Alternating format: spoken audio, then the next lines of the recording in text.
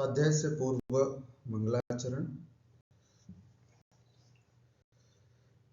ओम नमः सिद्धेभ्यः, ओम नमः सिद्धेभ्यः, ओम नमः सिद्धेभ्यः। नमो अरिहन्ताणं, नमो सिद्धाणं, नमो आयिरियाणं, नमो उवज्झायाणं, नमो लोये सव्वसाहूणम्। तीन भुवन में सार, वीतराग विज्ञानता, शिव स्वरूप शिवकार, नमः त्रियोग संहारिके। बोलिए अनंत अनंत सिद्ध परमेष्ठी भगवान की जय। देवादिदेव 1008 चिंतामणि पार्श्वनाथ भगवान की जय। संत शिरोमणि 108 आचार्य गुरुवर विद्यासागर जी महाराज की जय। परम पूज्य निर्यापक मुनि मुनिपुंगव 108 गुरुवर श्री सुधा सागर जी महाराज की जय। समस्त मुनि संघ की जय। अहिंसामय विश्व धर्म की जय। द्वादश वर्षीय श्रवण संस्कृति स्वाध्याय पाठ्यक्रम के प्रथम वर्षीय पाठ्यक्रम में उपस्थित आप सभी स्वाध्याय प्रेमियों का मैं हार्दिक अभिनंदन और स्वागत करता हूं। हम सब अभी प्रथम वर्ष का स्वाध्याय कर रहे हैं, जिसमें श्रवण संस्कृति सिद्धांत प्रवेशिका भाग 1, भाग 2 और भाग 3 विस्तार से पढ़ा। अभी हमारा छठाला का स्वाध्याय चल रहा है। छठाला के स्वाध्याय में भी हम 4 ढाल पूरी कर चुके हैं, जिसमें पहली ढाल में संसार परिभ्रमण का वर्णन, दूसरी ढाल में संसार परिभ्रमण का जो कारण है उसका वर्णन, तीसरी ढाल में मोक्ष मार्ग क्या होता है और सम्यक दर्शन कैसे प्राप्त होता है, उसकी महिमा क्या है, उस सब का वर्णन है। चौथी ढाल में हमने सम्यक ज्ञान के बारे में विस्तार से पढ़ा, साथ ही सम्यक चारित्र में देश चारित्र को विस्तार से पढ़ा। छठी ढाल में वस्तुतः सकल चारित्र अथवा महाव्रतों का विस्तार से वर्णन है। ये महाव्रत कैसे प्राप्त किए जाते हैं, महाव्रती कैसे बनते हैं, साधु कैसे बनते हैं। साधु वही बन सकता है जो परम वैरागी हो। जिस जीव के अंदर, जिस आत्मा के अंदर परम वैराग्य जगा हो, वो ही जीव महाव्रती बन सकता है। इसलिए महाव्रतों को धारण करने की शिक्षा देने से पूर्व पंडित दौलतराम जी 5वीं ढाल में वैराग्य भावनाओं की चर्चा कर रहे हैं। तो अभी हम आज इस कक्षा में 5वीं ढाल, जिसमें 12 भावनाओं का वर्णन किया है पंडित दौलतराम जी ने, उस 5वीं ढाल को यहाँ पर हम पढ़ने जा रहे हैं। आज मैं 5वीं ढाल के 1 से लेकर के 7 छंद यहाँ आपके सामने प्रस्तुत करूंगा, और अगली कक्षा में 8 से लेकर के 15, टोटल 1 से 15 छंद इसमें हैं। आधी 5वीं ढाल आज हो जाएगी और आधी 5वीं ढाल हम अगली कक्षा में पूरी करेंगे। इस 5वीं ढाल में 12 भावनाओं का वर्णन है। 12 भावनाएं अनित्य, अक्षण, संसार, एकत्व आदि जो भावनाएं हैं 12, उन सब का क्रमशः एक एक छंद के माध्यम से यहां पर वर्णन किया गया है। तो आइए प्रारंभ करते हैं छठाला की 5वीं ढाल। यहां एक छंद आपके सामने है। इस छंद का नाम है चाल छंद। इसमें कुल 14 मात्राएं होती हैं। ऐसा यह चाल छंद में यह 5वीं ढाल है। इस 5वीं ढाल में कुल 15 छंद हैं, जिसका प्रथम छंद आपके सामने उपस्थित है। इस प्रथम छंद में किस चीज का वर्णन है? तो बताया जा रहा है भावनाओं के चिंतन का कारण। हम 12 भावनाओं का चिंतन क्यों कर रहे हैं? अधिकारी कौन कर सकता है? 12 भावनाओं का चिंतन कौन कर सकता है और इन 12 भावनाओं का चिंतन करने से क्या लाभ है? इन सब बातों को हम इस छंद के माध्यम से समझने का प्रयास करते हैं। तो आइए सबसे पहले इस छंद का उच्चारण करते हैं। मुनि सकल व्रति बड़ भागी, भव भोगन ते वैरागी। वैराग्य उपावन माई, चिंते अनुप्रेक्षा भाई। मुनि सकल व्रति बड़ भागी। सकल व्रति, हे भाई, सकल व्रति अर्थात वह महाव्रति मुनिराज, सकल व्रति मुनि, महाव्रतों को धारण करने वाले मुनिराज बड़ भागी अर्थात बड़े भाग्यवान हैं, अत्यंत भाग्यशाली हैं। क्यों? क्योंकि भव भोगन ते वैरागी, क्योंकि वे भव भोगों से, भव माने संसार, संसार और भोगों से, भोगन माने पंचेंद्रिय विषयों के भोग, भव माने संसार, संसार और पंचेंद्रिय के भोगों से, ते मन से, भव भोगन ते वैरागी, वैरागी हैं, विरक्त हैं। सकल व्रति मुनि बड़ भागी, महाव्रति मुनिराज जो दिगंबर जैन साधु हैं, जो जिन्होंने अपने जीवन में महाव्रतों को अंगीकार कर रखा है, ऐसे महाव्रति सकल व्रति मुनिराज बड़ भागी, अत्यंत भाग्यशाली हैं। क्यों? क्योंकि भव भोगन ते वैरागी, क्योंकि वे संसार से, संसार के भोगों से, पंचेंद्रिय विषयों के भोगों से विरक्त हैं, वैरागी हैं। ठीक हुआ? इसलिए वैराग्य उपावन माई, चिंते अनुप्रेक्षा भाई।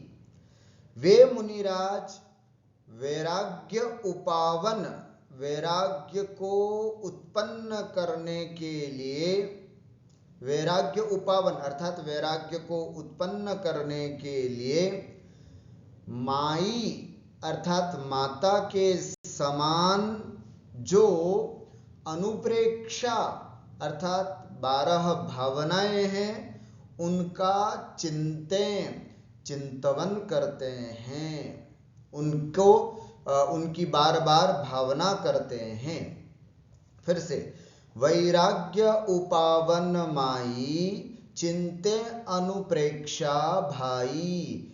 हे भाई, ध्यान से सुनो, वे मुनिराज वैराग्य को उत्पन्न करने के लिए, वैराग्य उपावन, वैराग्य को उत्पन्न करने के लिए माई, माता के समान अनुप्रेक्षा, 12 भावनाएं जो हैं, 12 भावनाओं को यहाँ पर माता के जैसा बताया है। जिस तरह से माता से पुत्र की उत्पत्ति होती है, उसी प्रकार 12 भावनाओं से वैराग्य उत्पन्न होता है। इसलिए वैराग्य को उत्पन्न होने में अनुप्रेक्षा माई माता के समान है। ऐसी माता के समान जो अनुप्रेक्षाएं हैं उनको चिंतें। ऐसी 12 भावनाओं का, अनुप्रेक्षाओं का चिंतें, चिंतवन करते हैं। ठीक हो गया। भावनाओं के चिंतन का कारण क्या है? भावनाओं को चिंतन करने से वैराग्य उत्पन्न होता है। अधिकारी कौन है? सकल व्रति बड़भागी, वो भी हैं। और यदि हमें भी वैराग्य प्राप्त करना है तो हम भी रोज 12 भावनाओं का चिंतन करें। अर्थात जिसको वैराग्य प्राप्त करना है उसको जरूर 12 भावनाओं का चिंतन करना चाहिए। लाभ क्या है?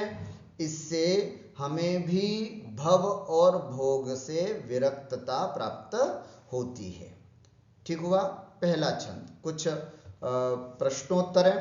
संसार में भाग्यवान कौन है? मुनि सकल व्रति बड़भागी, भव भोगन ते वैरागी। इसका उत्तर है अर्थात भव भोगन ते वैरागी, संसार, शरीर और भोगों से विरक्त होकर जिन्होंने सकल व्रतों को धारण कर लिया है, ऐसे दिगंबर निर्ग्रंथ मुनिराज बड़े भागी, बड़े भाग्यवान हैं। अनुप्रेक्षा क्या होती है? अनुप्रेक्षा किसे कहते हैं? तो कहते हैं संसार, शरीर और भोगों की असारता तथा अनित्य आदि 12 भावनाओं के स्वरूप का बारंबार चिंतन करना अनुप्रेक्षा है। ध्यान से सुनना। क्या कहा? अनुप्रेक्षा क्या होती है? एक शब्द में समझना है तो जो 12 भावनाएं हैं उन्हीं को ही अनुप्रेक्षा कहते हैं। अनुप्रेक्षा का मतलब है बार बार चिंतन करना। किसके बारे में बार बार चिंतन करना? संसार, शरीर और भोगों की असारता का। समझ में आया? संसार, शरीर और भोगों की असारता। संसार असार है, शरीर विनाशी है, भोग है ना, भोग अशुभोपयोग है, भोगों को भोगना अशुभोपयोग है इत्यादि, या भोग असार हैं। इन सब की असारताओं के बारे में बार बार चिंतन करना अथवा अनित्य आदि 12 भावनाओं के स्वरूप का बार बार चिंतन करना अनुप्रेक्षा कहलाता है। ये अनुप्रेक्षा शब्द का अर्थ हुआ। एक शब्द में कहें अनुप्रेक्षा का अर्थ है बार बार चिंतन करना। किसका?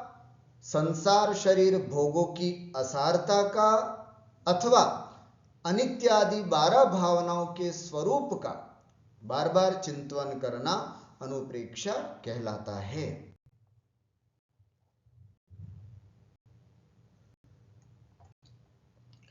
वैराग्य की उत्पत्ति के लिए क्या करना चाहिए? तो कहते हैं वैराग्य की उत्पत्ति के लिए अनित्य, अशरण आदि भावनाओं को भाना चाहिए, इनका चिंतन करना चाहिए। हम सब गृहस्थों की बार बार यह भावना होती है कि साहब हमारे अंदर भी वैराग्य का बीज फूटे, क्योंकि कहा जाता है सम्यक चारित्र की ओर कोई भी जीव तभी अग्रसरित होता है जब उसके अंदर वैराग्य उत्पन्न हो। ये वैराग्य उत्पन्न होगा कैसे? उसके लिए कहा जाता है बार बार इन 12 भावनाओं का चिंतन करना चाहिए, इन 12 भावनाओं को पढ़ना चाहिए, इनका सामायिक आदि करते समय इनके स्वरूप का, संसार, शरीर और भोगों की असारता का चिंतन करना चाहिए। इसी से वैराग्य की उत्पत्ति होती है। तो वैराग्य की उत्पत्ति के लिए क्या करना चाहिए? तो 12 भावनाओं का चिंतन करना चाहिए। फिर प्रश्न होता है ये अनित्य आदि 12 भावनाएं कौन कौन सी हैं? तो आप में से बहुत से लोगों को पता होगा, फिर भी यहाँ पर बता देते हैं, है ना। ये अनित्य आदि जो भावनाएं हैं वे कौन कौन सी हैं? अनित्य, अशरण, संसार, एकत्व, अन्यत्व, अशुचि, आश्रव, संवर, निर्जरा, लोक, बोधि दुर्लभ और धर्म भावना। भावना शब्द सबके साथ लगेगा। अनित्य भावना, अशरण भावना, संसार भावना, एकत्व भावना, अन्यत्व भावना, अशुचि भावना आदि। अनित्य भावना में संसार की अनित्यता का विचार, अशरण भावना में संसार में कोई किसी का शरण नहीं है का चिंतन, संसार भावना में संसार के स्वरूप का चिंतन, एकत्व भावना में मैं एकाकी एकत्व लिए इस तरह की भावना का चिंतन, अन्यत्व भावना में ये सब मेरे नहीं हैं इसका चिंतन, अशुचि भावना में शरीर आदि की अपवित्रता का चिंतन, आश्रव भावना में किन परिणामों से कर्माश्रव हो रहा है, संवर भावना में मैं कैसे संवर कर सकता हूँ, निर्जरा भावना में ऐसे कौन से परिणाम करूं या ऐसी कौन सी तपस्या करूं जिससे मैं अपनी कर्मों की निर्जरा कर सकता हूं, इस बात का चिंतन, लोक भावना में तीनों लोकों का चिंतन, बोधि दुर्लभ भावना में ज्ञान की दुर्लभता का चिंतन और धर्म भावना में धर्म का चिंतन। ऐसे अनित्य आदि 12 भावनाओं का चिंतन जो करता है उसी भाग्यशाली जीव के मन में व्रतों को, महाव्रतों को अंगीकार करने के परिणाम होते हैं। इसलिए अभी हम महाव्रतों को पढ़ें उससे पूर्व ये 12 भावनाओं का भी हमें चिंतन करना चाहिए। इस कारण से पंडित साहब ने यहाँ पर 12 भावनाओं का वर्णन इस पंचम ढाल में किया है। अनुप्रेक्षाओं को माता की तरह क्यों बताया गया है? तो अभी जैसे मैंने आपको बताया था, जैसे माता संतान को जन्म देती है, माता लिखा है जैसे वैराग्य उपावन माई, माई माने माता, जैसे माता संतान को जन्म देती है उसी प्रकार अनुप्रेक्षाएं वैराग्य उत्पन्न कराती हैं, अतएव अनुप्रेक्षाओं को माता की तरह कहा गया है। अंत में इस प्रथम छंद के पूरा भावार्थ जो है वो आपके सामने यहाँ पर प्रस्तुत किया जा रहा है। मुनि सकल व्रति बड़ भागी, भव भोगन ते वैरागी। भव मने संसार, भोगन ते शरीर एवं भोगों से वैरागी विरक्त होकर, जिन्होंने सकल व्रतों को धारण किया है, ऐसे मुनि वे दिगंबर निर्ग्रंथ मुनिराज बड़ भागी बड़े भाग्यवान हैं। संसार शरीर और भोगों की असारता तथा अनित्य आदि 12 भावनाओं के स्वरूप का बारंबार चिंतन करना अनुप्रेक्षा है। जैसे माता संतान को जन्म देती है उसी प्रकार अनुप्रेक्षा वैराग्य उत्पन्न कराती हैं। इसलिए वे मुनिराज वैराग्य को उत्पन्न करने के लिए 12 भावनाओं का चिंतन करते हैं, है ना। वैराग्य उपावन माई अनुप्रेक्षा, अर्थात वैराग्य को उत्पन्न कराने में माता के समान जो अनुप्रेक्षाएं हैं, उन भावनाओं को, उन अनुप्रेक्षाओं को वे सकल व्रति मुनि चिंतें, उनका बार बार चिंतन करते रहते हैं। आइए अब हम दूसरा छंद यहाँ पर पढ़ते हैं। इन चिंतत सम सुख जागे, जिमि ज्वलन पवन के लागे। जब ही जिया आत्म जाने, तब ही जिया शिव सुख ठाने। इन चिंतत अर्थात इन 12 भावनाओं का चिंतन करने से सम सुख जागे। सम माने समता रूपी सुख जागे, जागृत होता है। अर्थात इन चिंतत सम सुख, इन 12 भावनाओं को, प्रश्न क्या है, किस बात का वर्णन किया जा रहा है? 12 भावनाओं को भाने से क्या फल मिलता है? तो पंडित दौलत राम जी इस दूसरे छंद में इन 12 भावनाओं का फल क्या है वो बता रहे। इन 12 भावनाओं को भाने से सम सुख जागे, समता रूपी सुख जागृत होता है, समता रूपी सुख बढ़ता है। ये कैसे? झिमी, जिस प्रकार से ज्वलन पवन के लागे। जैसे ज्वलन माने आग, पवन के, हवा के लगने से आग और भभक उठती है।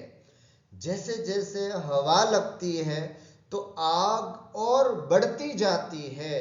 ठीक उसी प्रकार जैसे जैसे हम 12 भावनाओं का चिंतन करते हैं, हमारे अंदर समता रूपी सुख बढ़ता जाता है, आनंद आता जाता है। ओहो, समता परिणाम जीवन में बढ़ता है। अगर जीवन में समता भाव लाना है तो 12 भावनाओं का पाठ, 12 भावनाओं का चिंतन हम सबको जरूर करना चाहिए। फिर जब ही जिय आत्म जाने, और जैसे ही जिय मन यह जीव, है ना, आत्म जाने, अर्थात जब यह जीव अपनी आत्मा को जानता है, अपनी आत्मा के स्वरूप को पहचान लेता है, तब ही जिय, तभी यह जीव, उसी समय यह आत्मा शिव सुख, मोक्ष रूपी सुख को ठाने, प्राप्त करता है। ठीक हुआ? फिर से एक बार, इन चिंतत सम सुख जागे, इन 12 भावनाओं का चिंतन करने से समता रूपी सुख बढ़ता है। समता रूपी सुख जो है वो जागृत होता है। झिमी, जैसे ज्वलन पवन के लागे। जिस प्रकार पवन के लागे, हवा के लगने से ज्वलन माने आग जागृत होती है, बढ़ती है, उसी प्रकार इन चिंतत सम सुख जागे, इन 12 भावनाओं के चिंतन करने से, बार बार अनुप्रेक्षा करने से समता रूपी सुख जो है वो जागृत होता है। और जब ही जीव आत्म जाने, और जब यह जीव अपनी आत्मा को जान लेता है, अपने आत्म स्वरूप को पहचान लेता है, तब ही उसी समय निश्चय रत्नत्रय को प्राप्त करके वह, है ना, आगे बढ़ता हुआ, आत्मध्यान करता हुआ, तब ही जिय यह आत्मा शिव सुख ठाने आत्म सुख को प्राप्त करता है। 12 भावना के चिंतन करने से क्या फल मिलता है? 12 भावना का चिंतन करने से समता रूपी सुख की वृद्धि होती है। हम ना, जैसे हम 12 भावना भाते हैं तो धीरे धीरे हमारे अंदर समता भाव जगता है। ठीक है? 12 भावना भाने से समता रूपी सुख कैसे बढ़ता है ना? तो बताया जाता है, जिस प्रकार हवा के लगने से अग्नि फपकती है ना, धधकती है, अधिक प्रज्वलित होती है, उसी प्रकार 12 भावनाओं का चिंतन करने से भी समता रूपी सुख बढ़ता जाता है। अर्थात जितना जितना 12 भावनाओं का चिंतन करते हैं हम, वैसे वैसे हमारी आत्मा में समता आती जाती है, क्योंकि 12 भावनाओं में पूरा संसार का, आश्रव का, अशुचिता का, सबका वर्णन है। तो जैसे जैसे हम पढ़ते हैं वैसे वैसे समता बढ़ती जाती है। प्रश्न होता है कि ये समता क्या चीज है, समता किसे कहते हैं? तो बहुत सुंदर अर्थ है, ध्यान से सुने। समता सुख दुख में, जीवन मरण में, लाभ अलाभ में, शत्रु मित्र में, अनुकूलता प्रतिकूलता में, संयोग वियोग में, महल मशान में, नगर वन में, निद्रा प्रशंसा आदि का संयोग होने पर मन में राग द्वेष परिणाम नहीं करना समता भाव कहलाता है। अर्थात जब यह आत्मा सुख को प्राप्त करे या दुख को, मतलब अनुकूलता या प्रतिकूलता या कुछ भी जैसी भी प्राप्त अवस्था हो, उन सभी अवस्थाओं में धैर्य धारण करना है ना, परिणामों में संक्लेश पना नहीं आने देना। अर्थात जो खुशी किसी के जय जिनेंद्र करने पर हो, मतलब किसी के जय जिनेंद्र करने पर भी शांति और किसी के गाली देने पर भी मन में शांति का भाव होना समता परिणाम कहलाता है। कोई हमारी प्रशंसा करे तब भी शांत भाव होना, कोई हमें बुरे वचन कहे तब भी शांत परिणाम रखना, कोई शत्रु भी हमारे पास आ जाए तब भी शांत परिणाम रहना, और मित्र के आने पर भी शांत परिणामी रहना। अत्यधिक संक्लेश भाव नहीं होना अथवा राग भाव नहीं होना, दोनों में समान स्थिति होना, इसे ही हम समता कहते हैं। हमारे सामने हर थोड़ी थोड़ी देर में ऐसे अवसर आते हैं जो हमारी आत्मा के समता भाव को विचलित करते हैं, बहुत जल्दी विचलित करते हैं। सुबह उठते ही यदि हमें पेस्ट ना मिले तो परिणाम खराब हो जाते हैं, यदि हमारे मशीन में मतलब गीजर आदि खराब हो जाए तो परिणाम खराब हो जाते हैं, या फिर कोई भी वस्तु कोई भी जगह पर नहीं मिलती है, कपड़े प्रेस के नहीं मिले तो परिणाम खराब हो जाते हैं, ऑफिस जाने पर नाश्ता समय पर न मिले तो परिणाम खराब हो जाते हैं, सब्जी नहीं आई तो परिणाम खराब हो जाते हैं। तो महानुभाव, हर छोटे छोटे ऐसे प्रसंग होते हैं जो बहुत जल्दी हमारे परिणामों को विकृत कर देते हैं। ऐसी स्थिति में अपने परिणामों को संभालना, एक क्षण की गलती हमें भव भव रुला सकती है। न जाने कौन से क्षण हमारा आयु बंद हो जाए और हम फिर संसार में ऐसी गलत आयु का बंद करें जिससे कि फिर से संसार में भटकना पड़े, ऐसी गलती हमसे न हो जाए। इसलिए कहा जाता है कि हमेशा समता भाव, शांत भाव, धैर्य भाव हमको धारण करते रहना चाहिए, और इस धैर्य भाव को बढ़ाने के सबसे बड़ा कारण है हमारा यह 12 भावना। आत्मा को मोक्ष सुख की प्राप्ति कब होगी?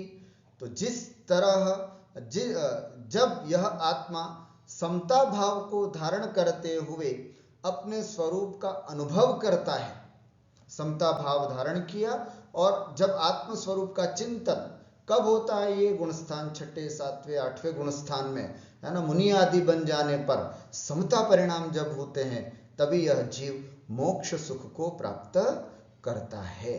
तो ये एक क्रम बताया है यहाँ पर कि पहले तो हमें अपने परिणामों में समता लानी है। समता ही सबसे बड़ा चारित्र का सार अगर किसी को कहा गया है तो वो समता परिणाम है। सम्यक दर्शन, सम्यक ज्ञान, सम्यक चारित्र। सम्यक चारित्र का सार अगर एक शब्द में अगर कोई कहे कि सम्यक चारित्र क्या, एक शब्द में बताओ, तो हम कह सकते हैं समता परिणाम, आत्मा में समत्व परिणाम आना ही सम्यक चारित्र कहलाता है। ये जितना भी हम धर्म पढ़ रहे हैं, हम जितना भी स्वाध्याय कर रहे हैं, उन सब का सार अगर है तो वो है समता परिणाम। यदि हमारे परिणामों में स्थिरता आती है तो महानुभाव यही हमारे स्वाध्याय का सबसे बड़ा फल समझना चाहिए। आइए दूसरे इस पद्य का सारांश भावार्थ हम यहाँ पर समझते हैं। इन चिंतत समसुख जागे, जिमि ज्वलन पवन के लागे। जिमि माने जिस प्रकार, पवन माने हवा से, ज्वलन लागे अग्नि और जोर से धधक उठती है, उसी प्रकार इन चिंतत समसुख जागे। इन माने इन 12 भावनाओं का बार बार चिंतन करने से समसुख जागे, समता रूपी सुख भाव जागे, जागृत हो उठता है। अर्थात यह जीव अपनी आत्मा के वास्तविक रूप को पहचानने लगता है। फलस्वरूप जब ही जीव आत्म जाने, जब यह जीव पर पदार्थों से नाता छोड़ करके समता रस का पान करता है, तो फिर तभी जीव शिव सुख ठाने, तभी यह जीव शिव सुख अर्थात मोक्ष सुख को प्राप्त करता है। आइए अब हम अनित्य भावना 12 भावनाओं का फल देखते हैं। 12 भावनाओं में सबसे पहले अनित्य भावना जो है, किसे कहते हैं अनित्य भावना, अनित्य भावना का लक्षण क्या है आदि, इन सब बातों को यहां पर विस्तार से समझते हैं। शब्द में समझते हैं अनित्य। अनित्य का मतलब जो नित्य नहीं है वो अनित्य कहलाता है, अर्थात संसार के समस्त पदार्थ अनित्य हैं, नित्य नहीं है। इस बात का चिंतन जिस भावना में किया जाता है उस भावना को हम अनित्य भावना कहते हैं। क्या क्या चीज अनित्य हैं तो समझते हैं इस पद्य के द्वारा। जो वन गृह गोधन नारी, हय गय जन आज्ञाकारी, इंद्रिय भोग छिन्न थाई, सुरधनु चपला चपलाई। जौवन अर्थात यौवन, गृह घर, गो गाय, धन रुपया पैसा, नारी पत्नी, है घोड़ा, गय गज माने हाथी, जन माने नौकर दासीदास, या जन अर्थात कुटुंबी जन परिवार के लोग, और आज्ञाकारी आज्ञा में चलने वाले नौकर चाकर, सब आ गए। इंद्रिय भोग, पांचों इंद्रियों के जो भोग हैं वे सब छिन्न थाई, छिन्न क्षण भंगुर हैं। छिन्न थाई का मतलब है क्षण भंगुर हैं, क्षण भर रहने वाले हैं। कैसे? सुरधनु चपला चपलाई। सुरधनु, सुरधनु का मतलब होता है इंद्रधनुष, इंद्रधनुष के समान। बिजली है ना, चपला चपल है, चपलाई, चपला माने बिजली, इंद्रधनुष और इंद्रधनुष के समान, इंद्रधनुष और चपला माने बिजली, बिजली के समान चपलाई चंचल है ना, बड़ी चंचलता है। ऐसे क्षण भंगुर, यह सब क्षण भर रहने वाले हैं। क्या? यौवन, घर, गाय, धन, ये तो एक उपलक्षण है। इस तरह से संसार में जितने भी भोगोपभोग के पदार्थ हैं, हमारा जितना भी परिवार कुटुंबी जन है, वे सब अस्थिर है, अनित्य है। इस बात को यहां बताया। जौवन माने यौवन, गृह माने घर, गो माने गाय, धन माने रुपया पैसा, नारी माने स्त्री, हय माने घोड़ा, गय माने हाथी, जन माने कुटुंबी जन परिवार जन, आज्ञाकारी और नौकर चाकर आदि। इंद्रिय भोग, और हमारे जो पंचेंद्रिय के भोग हैं वे सब छिन्न थाई, क्षण भर क्षण भंगुर होते हैं। सुरधनु, कैसे? ये सब कैसे हैं? सुरधनु माने इंद्रधनुष, चपला और बिजली। इंद्रधनुष क्षण भर के लिए आकाश में दिखाई देता है और लुप्त हो जाता है। चपला, आकाश में बिजली दिखती है थोड़ी देर में और फिर नष्ट हो जाती है। चपलाई माने चंचल। इंद्रधनुष और विद्युत के समान ये सब छिन्न थाई अर्थात क्षण भंगुर हैं, अनित्य हैं। अपन पढ़ते हैं ना, राजा राणा छत्रपति हाथिन के असवार, मरना सबको एक दिन अपनी अपनी बार। राजा, राणा, छत्रपति, हाथियों पर सवार होने वाले, ये सब मरना सबको एक दिन अपनी अपनी बार, अर्थात इनमें सबका एक न एक दिन मरण को प्राप्त होना ही है। अपने अपने समय पर सब व्यक्ति समाप्त होने वाले हैं। जिस तरह से वहां बताया गया अनित्य भावना को, बिल्कुल वैसा ही भाव यहां पर भी हुआ है। एक बार देखें अनित्य भावना क्या है। तो संसार के सभी चेतन, अचेतन अथवा चेतन अचेतन मिश्र पदार्थ, जैसे हम सब जो दिख रहे हैं, हम सब चेतन अचेतन मिश्र है। चेतन है ना, जीव, अचेतन अर्थात मकान आदि, मिश्र चेतन अचेतन से मिला हुआ पदार्थ, शरीर आदि तथा इंद्रिय आदि के भोग सब क्षण भंगुर हैं, नित्य नहीं है। इस प्रकार का बारंबार चिंतन करना अनित्य भावना है। अनित्य भावना के भाने से क्या लाभ है? हम अनित्य भावनाओं को भाते तो उससे क्या होता है? तो बताया जाता है इष्ट वियोग और अनिष्ट संयोग पर संक्लेश परिणाम नहीं होते, जिससे दुर्गति से बचते हैं। हम क्या करते हैं, हमारा अपना कोई बिछड़ जाता है ना, जिसको हम बहुत पसंद करते हैं, जैसे पुत्र हुआ, स्त्री हुई, पति हुआ, है ना, पत्नी हुई आदि, जितने भी हमारे अपने इष्ट हैं, मित्र आदि हुए, इन सब का जब वियोग हो जाता है तो हमारे आत्मा परिणामों में बड़े संक्लेश होते हैं।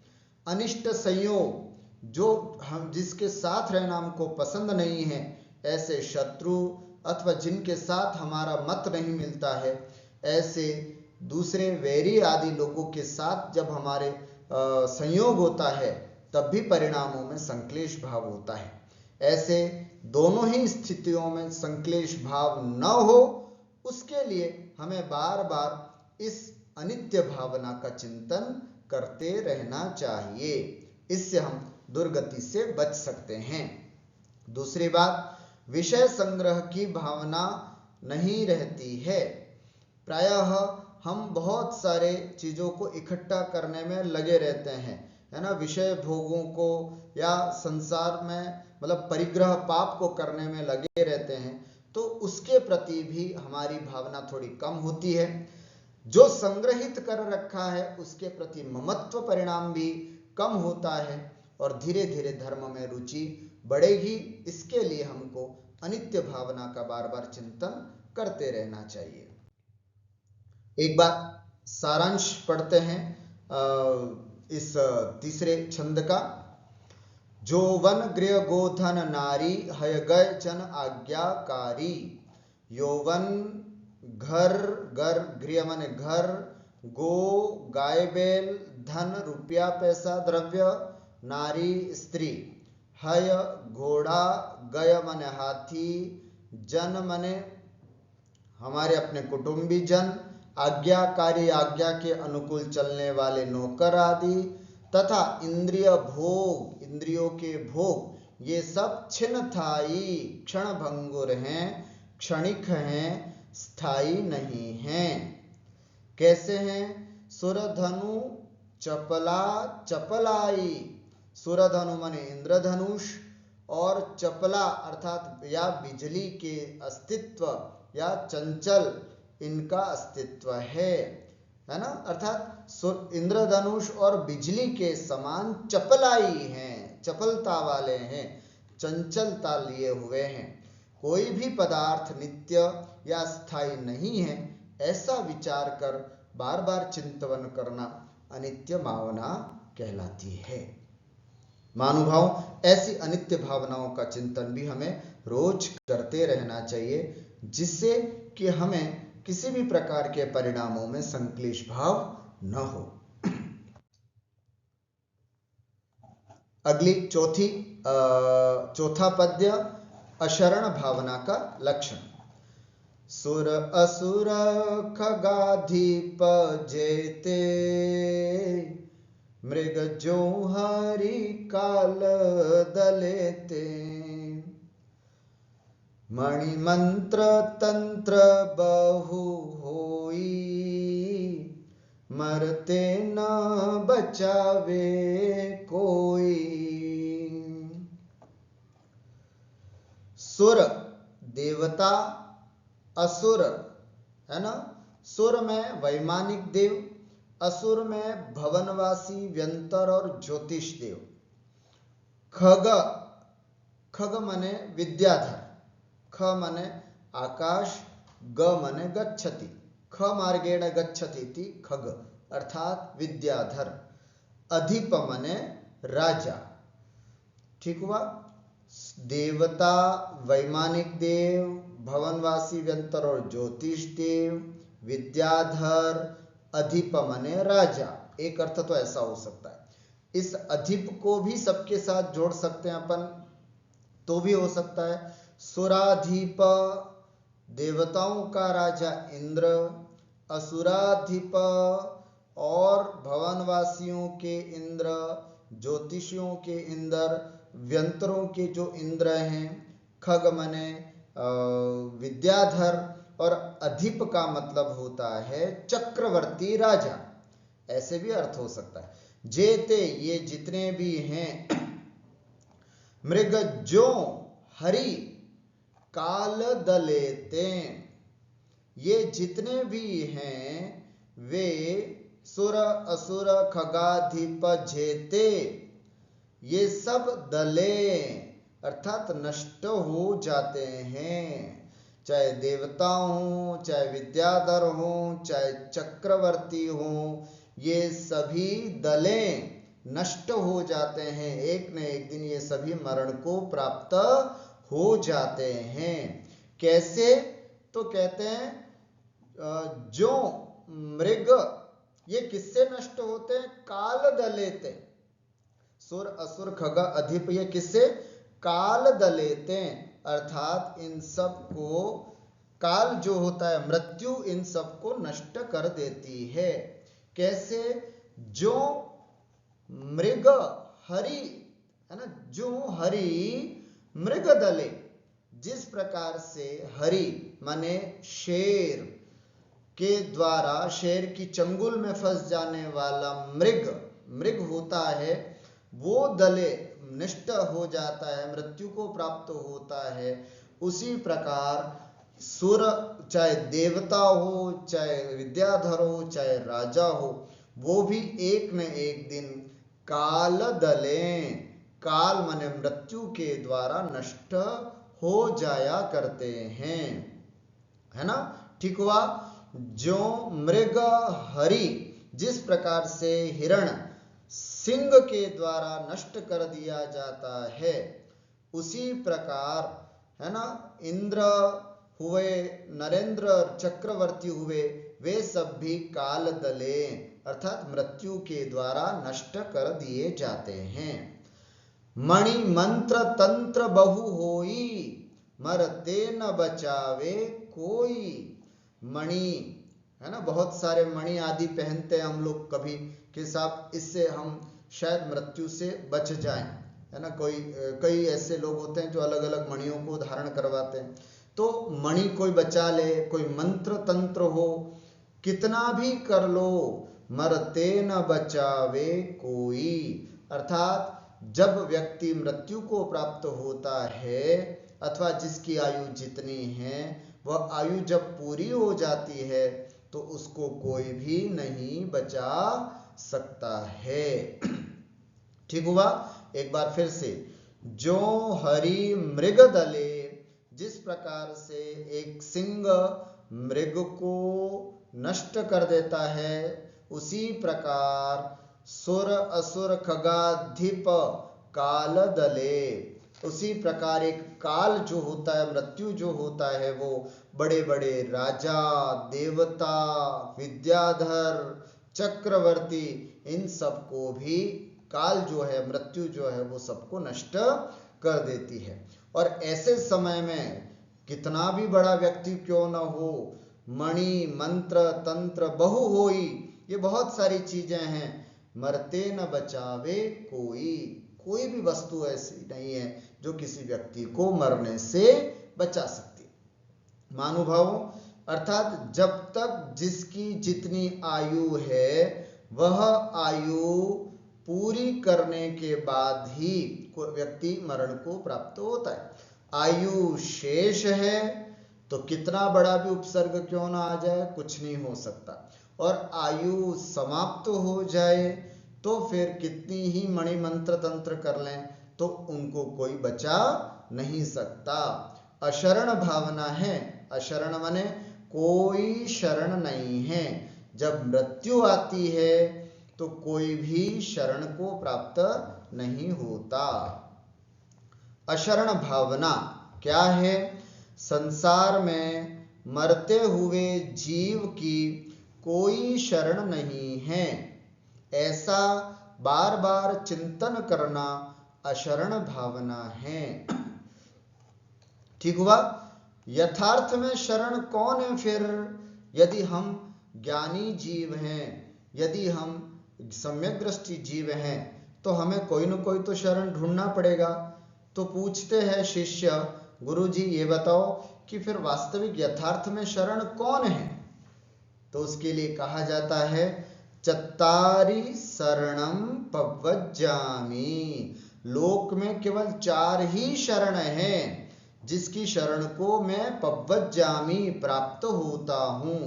कौन कौन? अरिहंत भगवान मेरी शरण है, सिद्ध भगवान मेरी शरण है, साधु मेरी शरण है, और उनके द्वारा जो कहा गया धर्म है वो मेरी शरण है। उसके अलावा संसार में कोई मेरी शरण नहीं। माता पिता पुत्र पत्नी है ना, बहू है ना, मित्र पड़ोसी, कोई भी मेरी शरण नहीं है। और जब मृत्यु आती है, जब मृत्यु निकट आती है तो कभी भी कोई किसी को बचा नहीं सकता है। इसलिए हमेशा धर्म ही सबसे बड़ा हमारा अपना साथी है। कोशिश करें अपना अधिक से अधिक समय धर्म के साथ व्यतीत करें। संसार के अथवा संसार में इन सब के पीछे जिनकी अभी हमने बात की, उन सब के पीछे अपना समय न लगाते हुए हमें अपने आत्म विकास के लिए अपना समय देना चाहिए। इन सब के पीछे मोह कम करना चाहिए। अशरण भावना भाने से क्या लाभ है ना? हम अशरण भावना भाते तो इससे क्या होता है? एक तो सबसे पहला फायदा यह है मरण का डर मिट जाता है ना।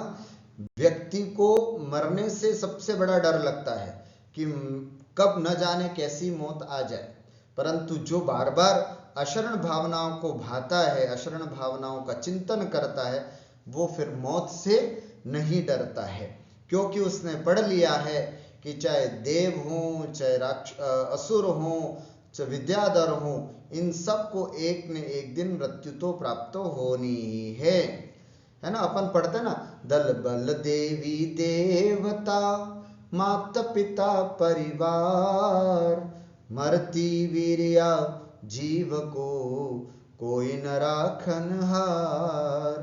मरते हुए जीव को कोई भी नहीं बचा सकता है। इसलिए मरण का जो डर है वो सबसे पहले मिट जाता है और कदाचित मृत्यु निकट जान अपने परिणामों में समता भाव ला सकता है। दूसरी फायदा, अभक्ष औषधि आदि से उपचार के भाव मिट जाते हैं। संलेखना आदि करते समय कई लोग होते हैं कि साहब अब तुम्हारा अंतिम समय है, बोला है, परंतु फिर भी बच्चे लोग जो होते हैं वो हॉस्पिटल में ले जाते हैं है ना, और कितनी अभक्ष औषधियां है ना शरीर में लगा लगा करके, और अंतिम समय में कैसी कैसी दवाइयों का सेवन करा देते हैं, जिससे कि पूरे जीवन भर किया गया जो धर्म है वो भ्रष्ट करा देते हैं। तो ऐसी स्थिति में है ना, जब ये सब कब होता है? जब हमारी संलेखना लेने का भाव नहीं हो। यदि हमारी संलेखना लेने के भाव हो तो ये सब नहीं हो सकता। तो हमारी संलेखना लेने के भाव कब होंगे? जब हमारे अंदर वैराग्य मजबूत होगा। वैराग्य मजबूत कैसे होगा? इन 12 भावनाओं को भाने से।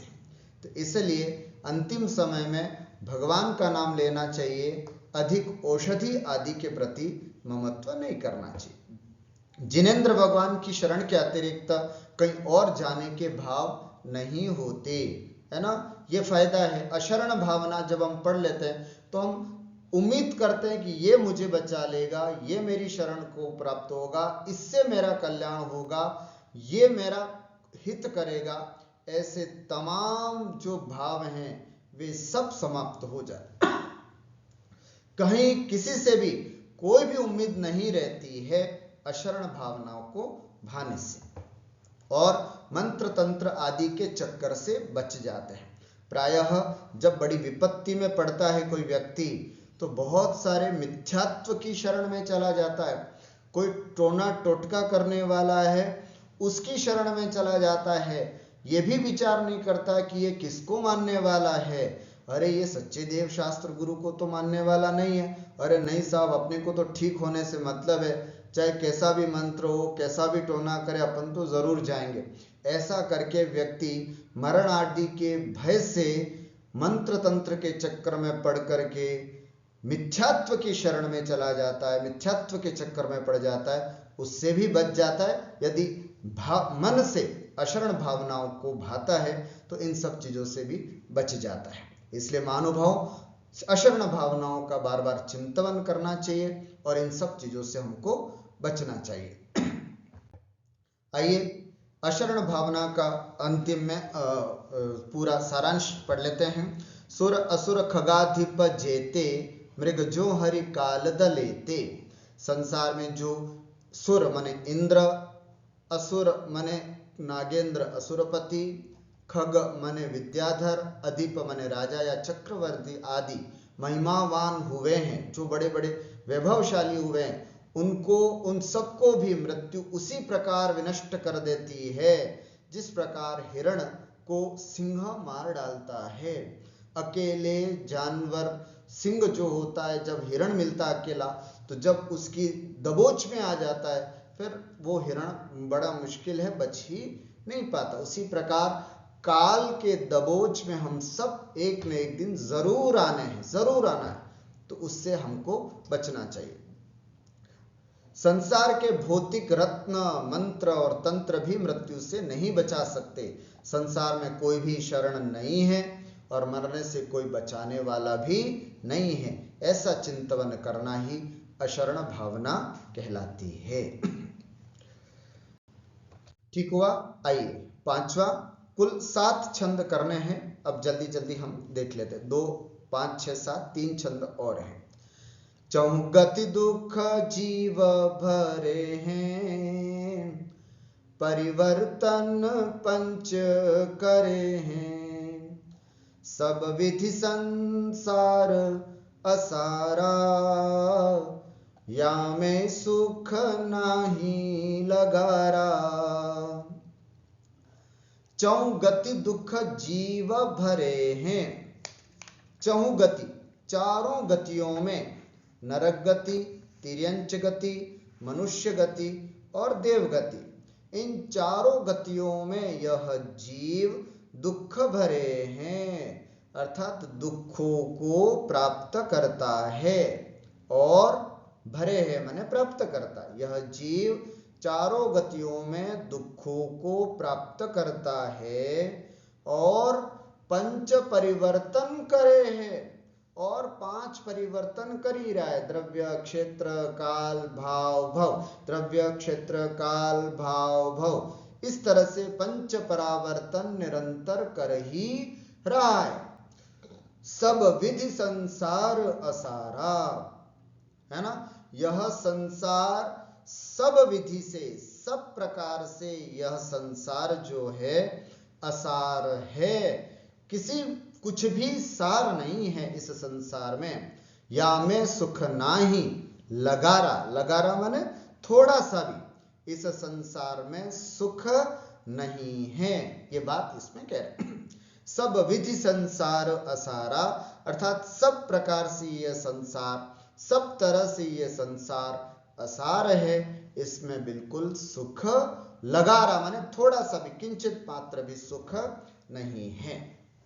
फिर से एक बार, संसार भावना है अर्थात संसार की वास्तविक स्थिति यहाँ पर बताई जा रही।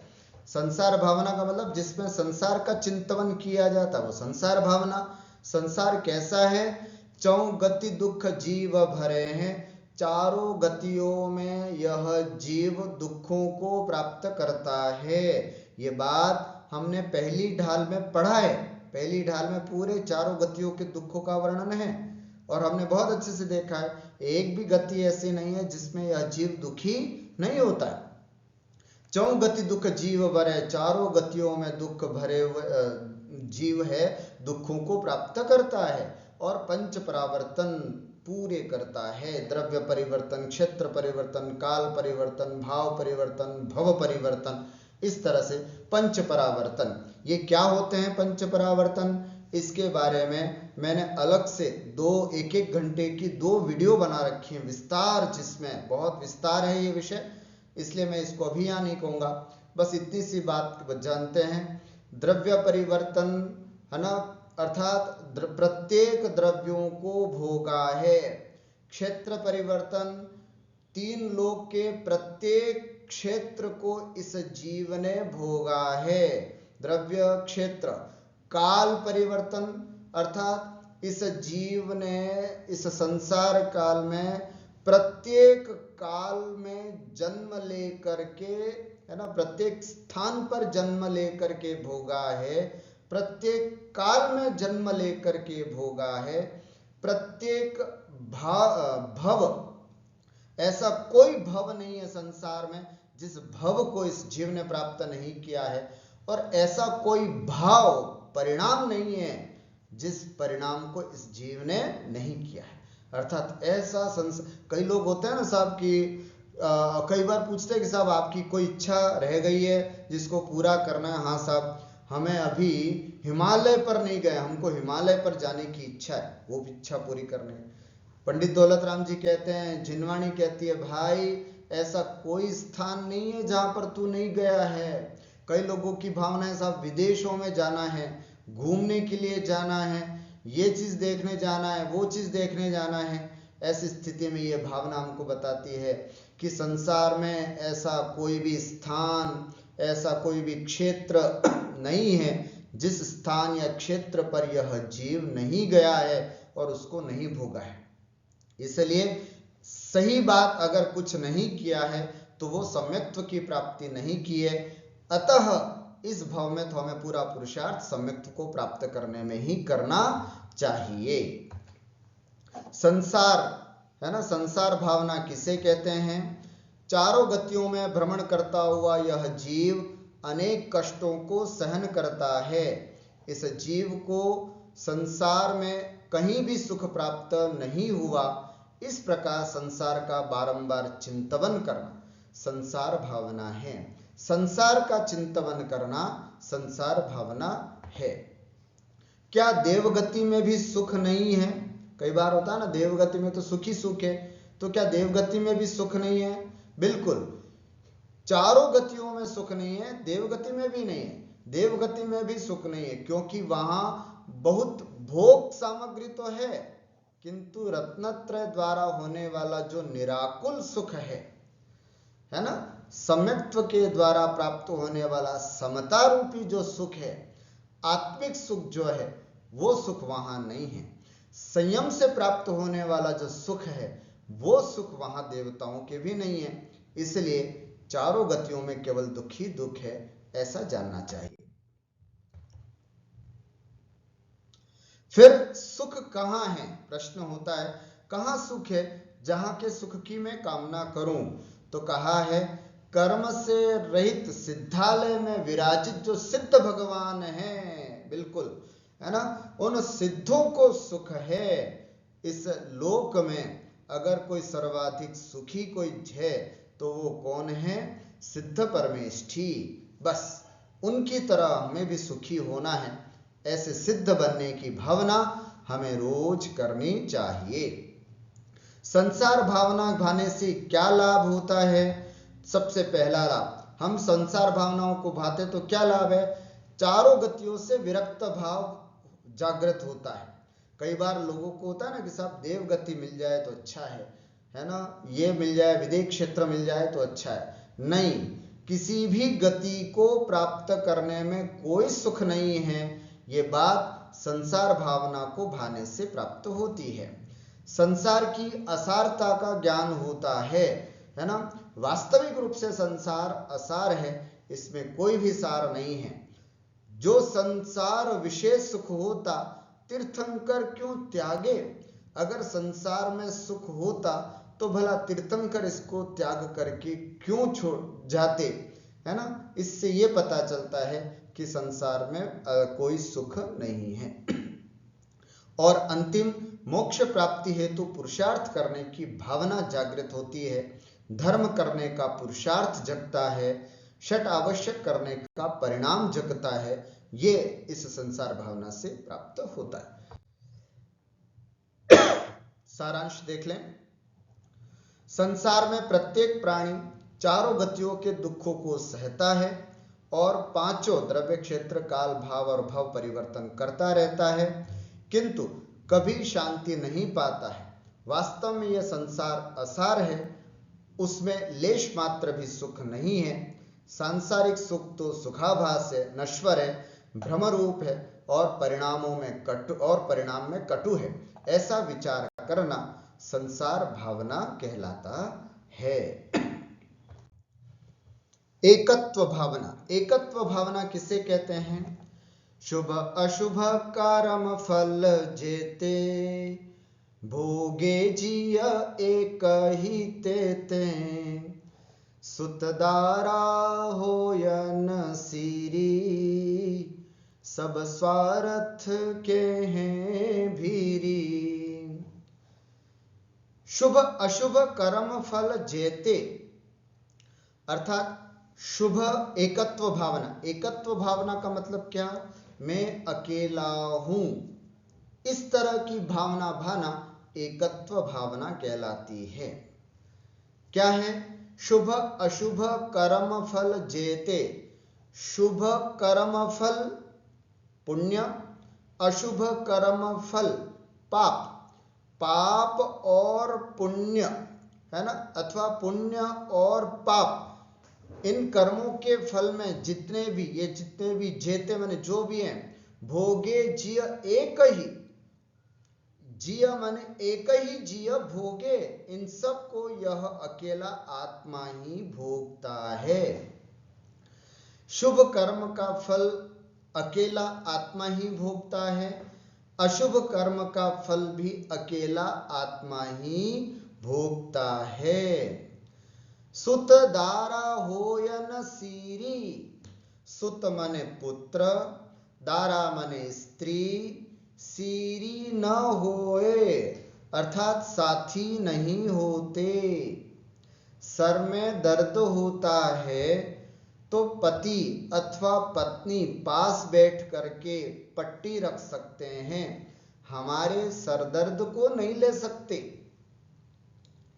हमारे कमर में दर्द हो रहा है, पैर में दर्द हो रहा है, छाती में दर्द हो रहा है, तो पास में बैठा हुआ व्यक्ति, पुत्र, बहू, ये केवल हमें सांत्वना दे सकते हैं, हमारे दुखों को कम नहीं कर सकते। एकत्व भावना बता रहे हैं, मेरे अपने पुण्य का फल भी मुझे ही भोगना है, मेरे अपने पापों का फल भी मुझे अकेले ही भोगना है। पाप और पुण्य करके जो सामग्री इकट्ठी करूंगा, उस सामग्री का भोग तो सब लोग कर सकते हैं, लेकिन उस पाप और पुण्य करने से जो फल प्राप्त होगा, वो फल तो मुझे अकेले ही भोगना है। जितने भी संसार के प्राणी हैं, वे सब सुतदारा होयन सेरी अर्थात साथी नहीं होते हैं, सब स्वार्थ के हैं भीरी, वे सब स्वार्थ के ही साथी होते हैं। एकत्व भावना किसे कहते हैं? पुण्य और पाप के फल को यह जीव अकेला ही भोगता है, पत्नी, पुत्र आदि कोई भी बंटवारा नहीं कर सकते। इस प्रकार का चिंतन करना एकत्व भावना कहलाता है। एकत्व भावना के चिंतन से क्या लाभ होता है? तो कहते हैं परिवार के प्रति ममत्व भाव कम होता है। कई बार ये मेरे हैं, ये मेरे हैं, ये मेरे हैं, इस तरह से व्यक्ति दिन भर उन्हीं के पीछे, उन्हीं की खुशियों के पीछे लगा रहता है, अपने आत्म कल्याण के बारे में बिल्कुल विचार नहीं करता है। जब एकत्व भावना भाता है तब परिवार के प्रति थोड़ा ममत्व भाव कम होता है। एकत्व भाव का मतलब है आत्मा का चिंतन। एकत्व भावना का मतलब है मैं अकेला ही उत्पन्न हुआ हूं, अकेला ही मरण को प्राप्त करूंगा, मेरे अपने सुख दुख का कोई साथी नहीं है, इस प्रकार का चिंतन। इसके चिंतन करने से धीरे धीरे परिवार के प्रति ममत्व भाव कम होता है। परिवार के लिए किए जाने वाले पाप करने के भी भाव नहीं होते हैं। कई व्यक्ति खूब अपने परिवार के लिए खूब पाप अर्जन करते हैं, है ना, तो वो भी कम होना चाहिए। पुरुष जो होता है वो अपने परिवार का पालन पोषण करने के लिए खूब पाप के सामग्री, है ना, पाप के द्वारा पैसा कमा कमा करके अपने परिवार को लेकर के आता है। ऐसे में जब वो एकत्व भावना पड़ता है तो उसके अंदर विवेक जगता है और थोड़ा सा अपने विवेक के जगने से पाप में कमी करता है। उसी प्रकार माता बहनें जो हैं वे भी इस बात को ध्यान में रखें कि आप अगर अपने किचन में जितना भी अशुद्ध अथवा अभक्ष्य भोजन करते कराते हैं तो उसका बहुत कुछ पाप अपने को लगता है। इसलिए उस पाप के भागी, खाना सब खाएंगे बनाएंगे तो सब लोग उसके भागी बनते हैं, लेकिन सर्वाधिक पाप फिर हमको लगता है। इसलिए जितना हो सके इतना परिवार के लिए जितना हम पाप अर्जन करते हैं, इन पाप से हमको बचना चाहिए। ये भाव इस एकत्व भावना से होता है और व्यर्थ में होने वाले अशुभ परिणाम से भी हम बचते हैं। पूरा भावार्थ, इसका सारांश, अपने पुण्य कर्मों के अच्छे और पाप कर्मों के निंदनीय फल को प्रत्येक प्राणी अकेला ही भोगता है। अर्थात यह जीव सदा एकाकी है, उसमें पुत्र स्त्री आदि भी हिस्सेदार नहीं होते। ये सभी रिश्तेदार स्वार्थ के अभिप्राय से ही नाता रखते हैं। पुत्र को पिता के प्रति तब तक प्रेम है जब तक कि संपत्ति उसके नाम न हो जाती। पिता को पुत्र से तब तक ही प्रेम है जब तक वो उसकी सेवा करता है। सब स्वार्थ के, सब पूरा स्वार्थ का ही संसार होता है मानुभाव। इसलिए हमें एकत्व भावना के विचार करते हुए अपनी आत्मा का चिंतन करना चाहिए। प्रतिकूल परिस्थितियों में मुंह मोड़ लेंगे ऐसा विचार करना ही एकत्व भावना कहलाता है। आइए अंतिम आज का छंद। जल पल जल पय जो जियतन मेला, पे भिन्न भिन्न नहीं भेला, तो प्रगट जुदे धन धामा, क्यों वे एक मिल सोत रामा। जल पय, जल माने पानी, पय माने दूध। जो, जिस प्रकार से जल और दूध मेला मिले हुए हैं, त्यों उसी प्रकार जिय तन, जिय माने आत्मा, तन माने शरीर, मेला मिले हुए हैं। जिस प्रकार से दूध और पानी मिले हुए हैं उसी प्रकार शरीर और आत्मा भी परस्पर मिले हुए हैं। पे, परंतु भिन्न भिन्न, ये दोनों फिर भी भिन्न भिन्न हैं, नहीं भेला। पे भिन्न भिन्न लेकिन फिर भी भिन्न भिन्न हैं, अलग अलग हैं, नहीं भेला अर्थात एक नहीं है। ठीक है, अर्थात जिस प्रकार दूध और पानी अलग अलग हैं, उसी तरह शरीर और आत्मा भी बिल्कुल अलग अलग हैं। पे भिन्न भिन्न अर्थात परंतु भिन्न भिन्न हैं, मिले हुए तो हैं लेकिन वे निश्चित रूप से देखा जाए तो वो भिन्न भिन्न हैं। जब शरीर और आत्मा की ये स्थिति है जो स्पष्ट, जो मतलब भिन्न भिन्न है, तो प्रगट जो स्पष्ट दिखाई दे रहा है, ऐसे धन धामा, ऐसा धन माने हमारे अपने दिखाई देने वाले पुत्र, धामा, परिवार, क्यों है एक, है ना, ये एक कैसे हो सकते हैं। मिली सुत रामा, सुत माने पुत्र, रामा माने स्त्री, स्त्री पुत्र, धन, धाम माने मकान, है ना, ये क्यों है एक, ये एक कैसे हो सकते हैं। शरीर और आत्मा जो एक दिखाई नहीं देता है ना, मतलब अलग अलग है, ये दिखाई नहीं देता है। जब ये बिल्कुल अलग अलग हैं, दूध और पानी की तरह मिले हुए हैं लेकिन अलग अलग है, तो जो बिल्कुल अलग दिखाई दे रहे हैं, पुत्र, मित्र, मकान, स्त्री आदि, ये सब तो बिल्कुल अलग दिखाई दे, ये भला हमारे कैसे हो सकते हैं, ऐसा विचार करना अन्यत्व भावना कहलाता है। अन्यत्व भावना किसे कहते हैं?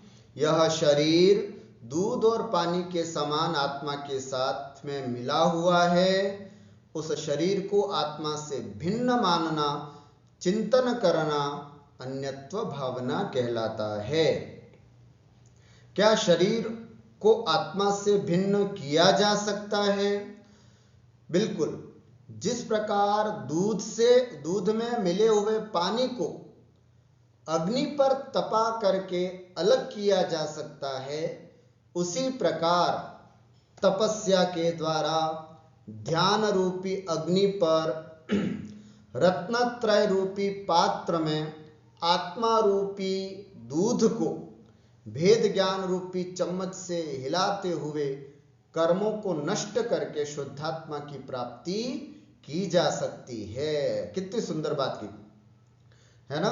अर्थात जिस तरह से दूध और पानी मिला हुआ है, उसको कैसे अलग किया जा सकता है? तो दूध को गर्म कर दो, आग दे दो, तो दूध और पानी अलग अलग, पानी उड़ जाता है, दूध दूध रह जाता है। उसी प्रकार, है ना, तपस्या रूपी आग पर हम जब अपने आप को तपाते हैं तो आत्मा एक दिन निश्चित रूप से कर्मों को नष्ट करके शुद्धात्मपने को प्राप्त हो जाती है। इस तरह से शरीर और आत्मा को भी अलग अलग किया जा सकता है। एकत्व भावना और अन्यत्व भावना में क्या अंतर है? कई बार एक जैसे लगते हैं। एकत्व भावना और अन्यत्व भावना में क्या अंतर है? तो बताया जाता है, एकत्व भावना में मैं एक हूं, इस प्रकार विधि रूप से एक पने का चिंतन किया जाता है। किंतु अन्यत्व भावना में शरीर आदि पदार्थ मेरे नहीं हैं, मुझसे भिन्न हैं, इस प्रकार निषेध रूप से चिंतन किया जाता है। उसे हम अन्यत्व भावना, एकत्व भावना में एक हूं, अन्यत्व भावना शरीर मेरा नहीं, एकत्व भावना मैं ज्ञान स्वरूपी आत्मा हूं, अन्यत्व भावना पुत्र, मित्र, मकान मेरे नहीं। इस तरह से जो मेरा है उसका कथन करना एकत्व भावना, जो मेरा नहीं उसकी बात करना अन्यत्व भावना। विधि मुख से जो बात कही जाए एकत्व भावना, निषेध मुख से जो बात कही जाए वो अन्यत्व भावना। अन्यत्व भावना के भाने से क्या लाभ होते हैं? देखें ध्यान से। इस भावना के चिंतन करने से भेद ज्ञान की सिद्धि होती है। जब बार बार ये चिंतन करते हैं, पुत्र, मित्र, स्त्री, मकान मेरे नहीं, फिर शरीर मेरा नहीं, फिर जो ज्ञानावरणादि द्रव्य कर्म है वो मेरे नहीं, भाव कर्म जो है राग द्वेष आदि वो मेरे नहीं। हो जब इस तरह का चिंतन करता है जीव, ये मेरे नहीं, ये मेरे नहीं, ये मेरे नहीं, मैं कौन हूं फिर, मैं शुद्ध चैतन्य स्वरूपी आत्मा हूं, ऐसा जब चिंतन करता है तो उसको भेद ज्ञान की प्राप्ति भी होती है। अतः भेद ज्ञान की प्राप्ति में ये बहुत बड़ा साधक होता है। यद्यपि अनादिकाल से शरीर व आत्मा एक साथ रहे हैं, किंतु जो शरीर है वह आत्मा नहीं, जो आत्मा है वो शरीर नहीं। अनादिकाल से साथ में रह रहे हैं ये, तो जो ये दिख रहा है वो मैं नहीं, और जो मैं हूं वो दिखता नहीं। इस तरह का ज्ञान हमको अन्यत्व भावना से ही होता है। संसार की कोई वस्तु मेरी नहीं और मैं भी किसी का नहीं। कितनी बड़ी बात है। संसार में जितनी भी वस्तुएं, ये कोई भी मेरी नहीं है, कुछ भी मेरा नहीं है। दिन भर अगर हम किस काम के लिए, ये भी मेरा, ये भी मेरा, ये भी मेरा, यूं करके तमाम वस्तुएं इकट्ठी करने में हम लगे रहते हैं। ये भावना बताती है कि संसार में अब कोई मेरी वस्तु नहीं है। जिस दिन ये भावना हम भाने लग जाते हैं तो निश्चित रूप से भेद विज्ञान जरूर होता है। और अंतिम, अन्य वस्तु अन्य रूप है, मैं अन्य रूप और मैं अन्य रूप हूं। बाकी जितनी वस्तुएं हैं सब अन्य रूप है और मैं अन्य रूप हूं। ऐसी जो मेरी भावना है वो दृढ़ होती है। आइए लास्ट में इस पद्य का, इस छंद का अर्थ हम यहां पर देख लेते हैं।